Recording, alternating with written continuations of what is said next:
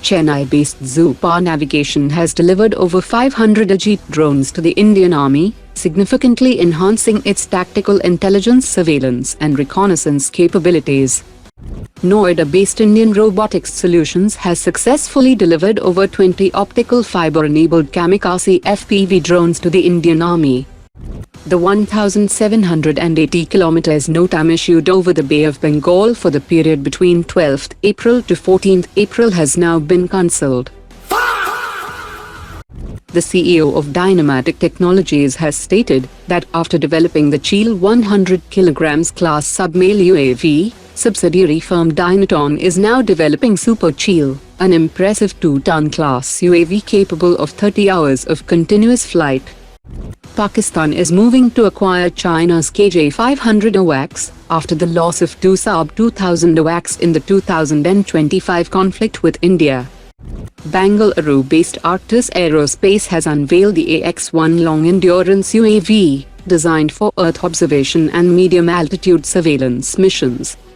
The Vice Chief of Naval Staff visited NewSpace Research and Technologies, where the company showcased its Abhimanyu collaborative combat UAV being developed for Indian Navy, and MAP's medium-altitude persistent surveillance system.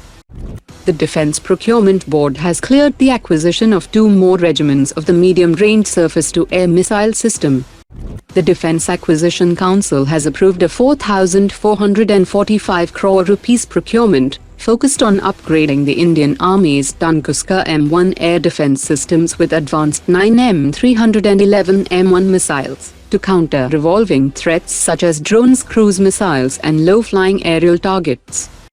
The Indian Navy is moving ahead with the REARM-D concept that will enable heavy-lift drone-based reloading of surface-to-air missiles into vertical launch units, ensuring sustained air defence operations without returning to port. The Secretary of Defence Production inaugurated the Prachand light combat helicopter production line at HAL's new helicopter factory.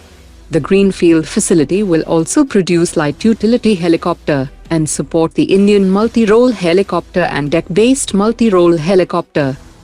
Apart from land-based 800 km BrahMos missile variant, BrahMos Aerospace will also develop a submarine-launched variant for integration with Project 77 nuclear-powered attack submarines. A vendor meeting has finalized the development roadmap for the AMCA's refueling probe. Initial proposals had projected a 60-month timeline, but following detailed negotiations, this has been compressed to 36 months from contract signing, significantly accelerating development that aligns with first prototype rollout targeted in 2028, with efforts underway to advance timelines toward 2027 window. India is pursuing a dual-track 6th-generation fighter strategy, exploring European programs while retaining the option of a fully indigenous platform tailored to its operational requirements.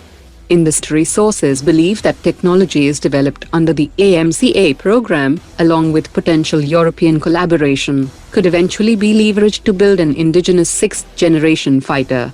One direction under discussion is a light-class single-engine 6th-generation fighter in the 20-ton category, and a much larger 6th-generation strike aircraft in the 40 to 50-ton class. Today's top 3 comments.